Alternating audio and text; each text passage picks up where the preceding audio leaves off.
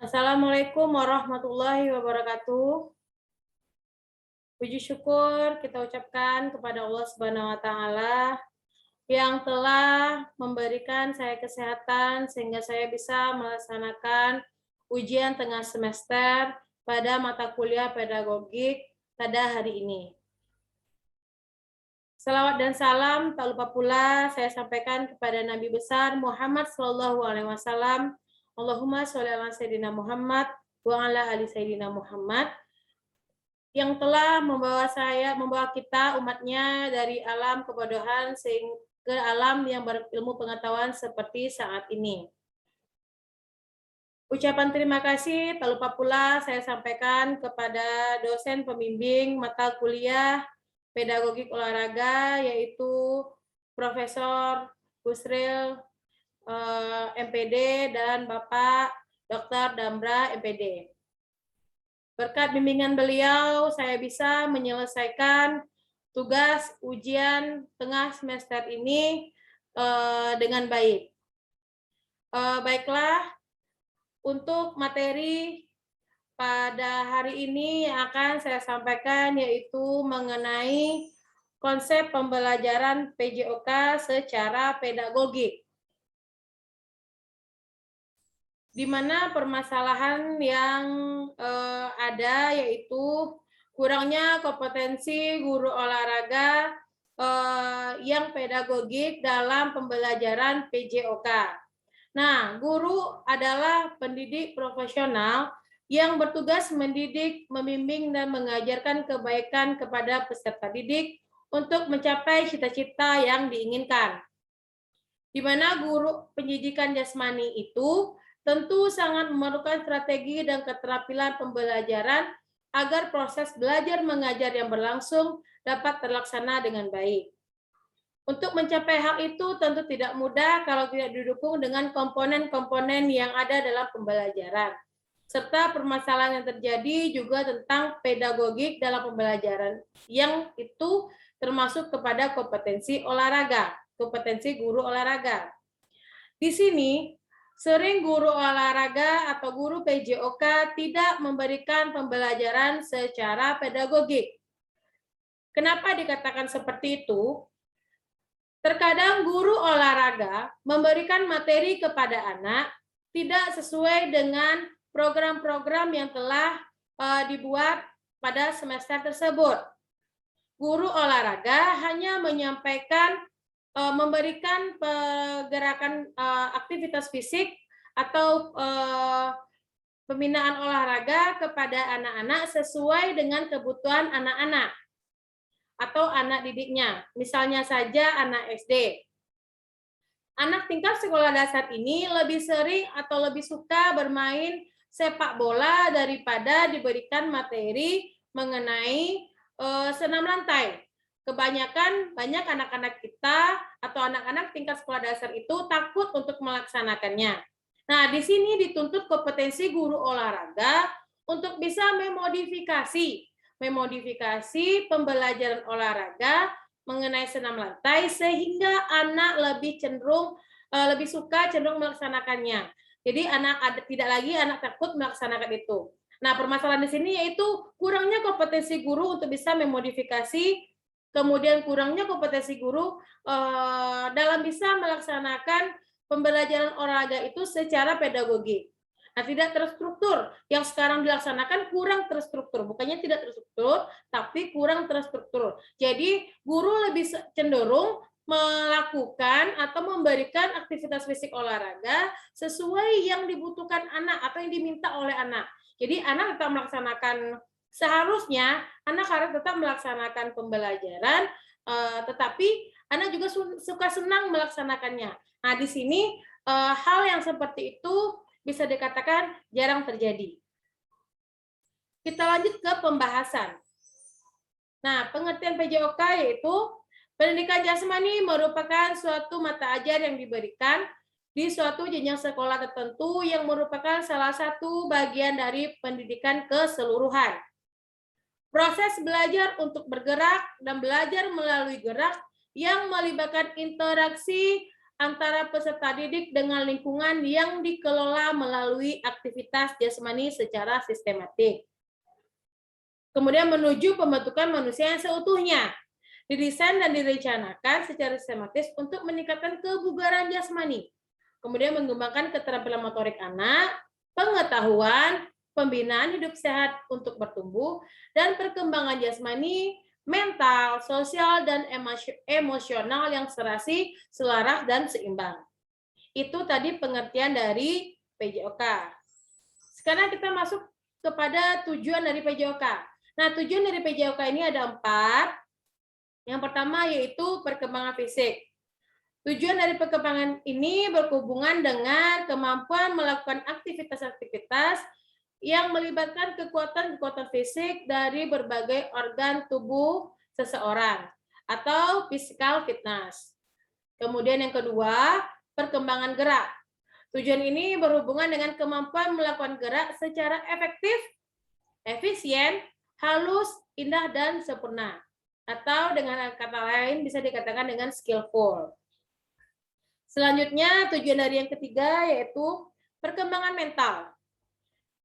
Nah, dengan kemampuan berpikir dan menginterpretasikan keseluruhan pengetahuan tentang pendidikan jasmani ke dalam lingkungannya.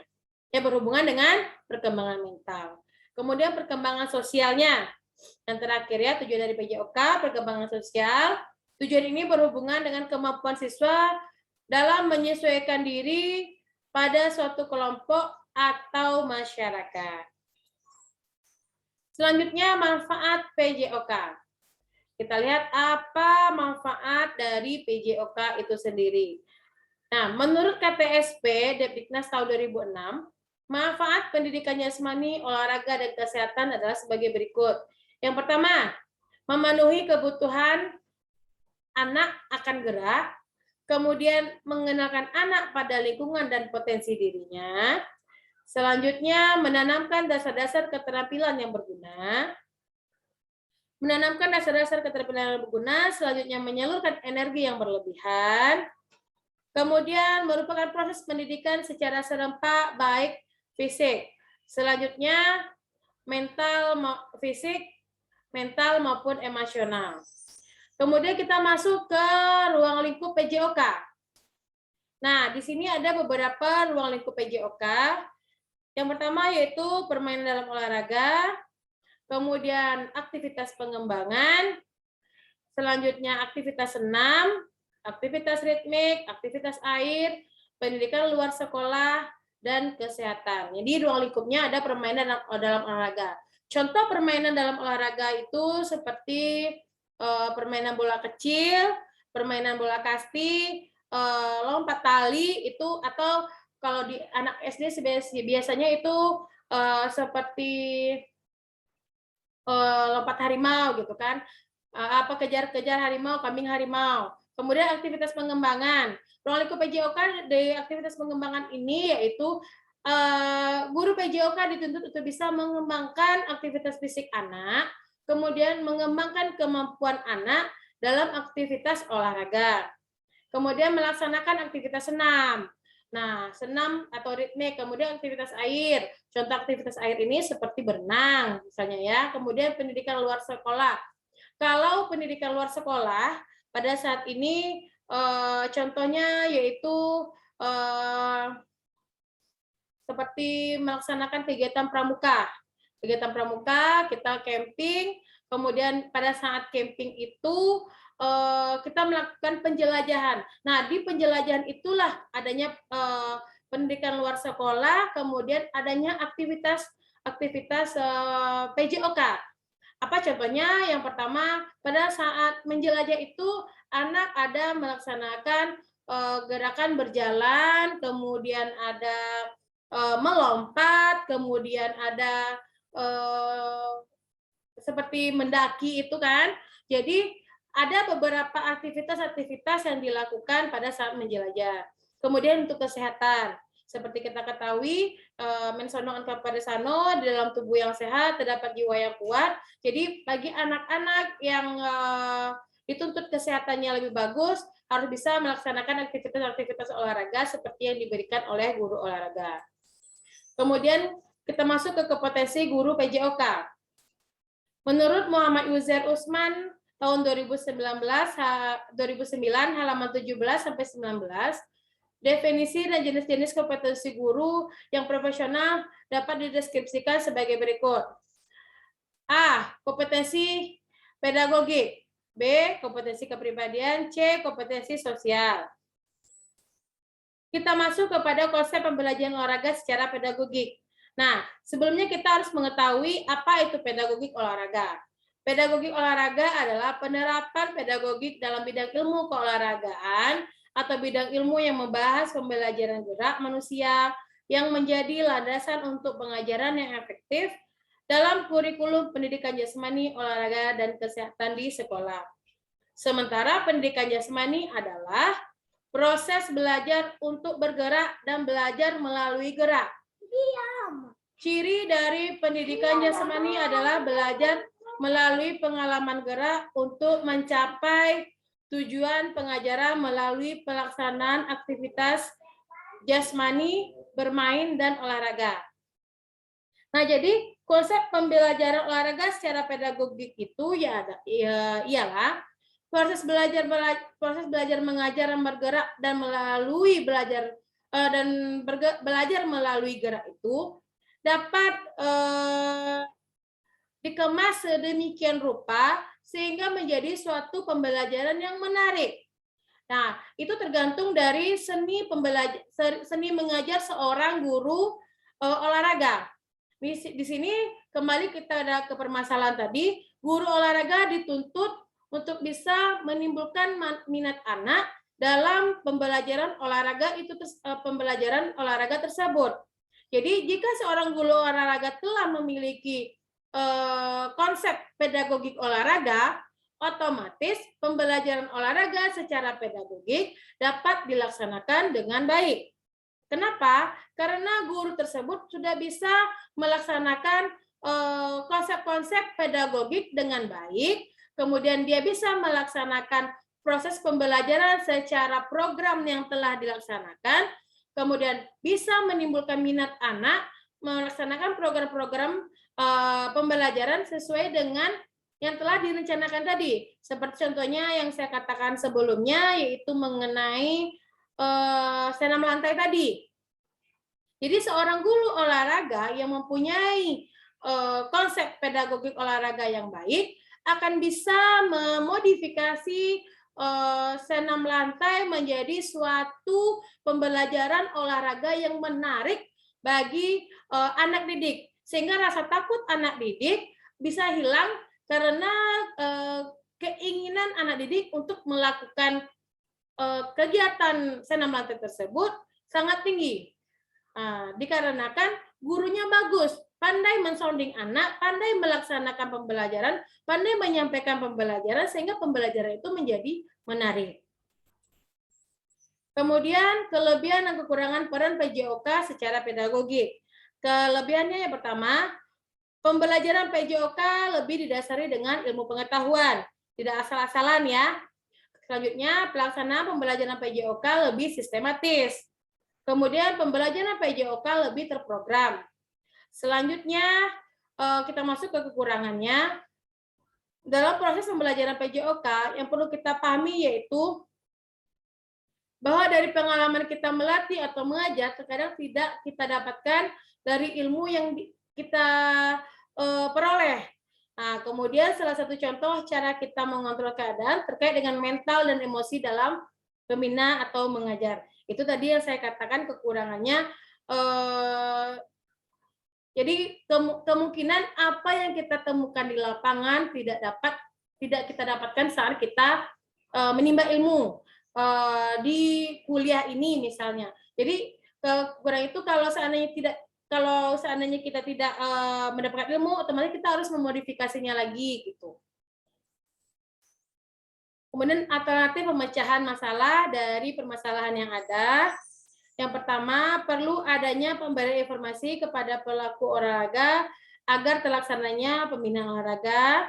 Kemudian, perlunya keinginan tinggi dari guru tersebut untuk mencari referensi-referensi yang terkait dengan pedagogi olahraga secara mandiri. Kemudian guru olahraga sebagai pelaku olahraga, mengajak dan menimbulkan motivasi bagi masyarakat untuk melaksanakan pembinaan olahraga yang bertujuan untuk menyehatkan dan memugarkan fisik. Selanjutnya, guru olahraga harus jeli dalam melihat bibit-bibit prestasi dari anak usia dini sehingga pembinaan olahraga dan pembelajaran olahraga dapat dilakukan dari usia dini. Kemudian yang perlu sekali yaitu perlu diadakan workshop-workshop bagi guru olahraga dan pelatih untuk menunjang terlaksananya pembelajaran olahraga yang sesuai dengan aturan, sehingga guru-guru dan pelatih dapat mengupdate ilmu-ilmu mengenai pembinaan olahraga atau PJOK tersebut. Sekarang kita masuk ke kesimpulan. Kesimpulan yang pertama yaitu pendidikan jasmani merupakan proses belajar untuk bergerak dan belajar melalui gerak yang melibatkan interaksi antara peserta didik dan dengan lingkungan, didesain dan direncanakan secara sistematis untuk meningkatkan kebugaran jasmani, mengembangkan keterampilan motorik, sehingga tujuan pendidikan jasmani yaitu untuk pembentukan anak yaitu sikap atau nilai, kecerdasan, fisik, dan keterampilan atau psikomotorik. Selanjutnya, fungsi pendidikan jasmani itu terbagi dari beberapa aspek.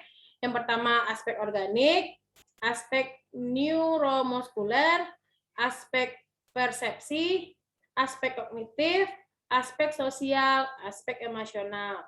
Manfaat pendidikan jasmani yaitu untuk memenuhi kebutuhan anak akan gerak, untuk mengenalkan kepada anak lingkungan dan potensi dirinya, untuk menanamkan dasar-dasar keterampilan yang berguna, untuk menyalurkan energi yang berlebihan, dan untuk merupakan proses pendidikan secara serentak, baik fisik, mental, maupun emosional. Nah, dari permasalahan yang ada dan pemecahan masalah yang telah disampaikan tadi, kami menyarankan yang pertama yaitu perlu adanya kembali diadakan pelatihan-pelatihan khusus untuk guru olahraga, baik dilakukan secara organisasi, profesi, dinas terkait, dan lain sebagainya tentang penguatan pedagogi dalam olahraga sehingga mampu mengembangkan potensi guru tersebut. Kemudian perlunya keinginan tinggi dari guru untuk mencari referensi-referensi yang terkait dengan pedagogik dan olahraga secara mandiri. Selanjutnya, guru olahraga sebagai pelaku olahraga diharapkan dapat menimbulkan motivasi bagi masyarakat untuk melaksanakan pembinaan olahraga yang bertujuan untuk menyehatkan dan membugarkan fisik. Baiklah, terima kasih. Mungkin hanya itu yang dapat saya sampaikan pada kesempatan ini. Mohon maaf atas segala kekurangan dan kesalahan saya. Di sini masih banyak sekali keterbatasan saya dalam menyampaikan materi-materi yang ada. Sekali lagi saya mohon maaf. Saya akhiri dengan membaca hamdalah. Alhamdulillahirabbil alamin. Assalamualaikum warahmatullahi wabarakatuh.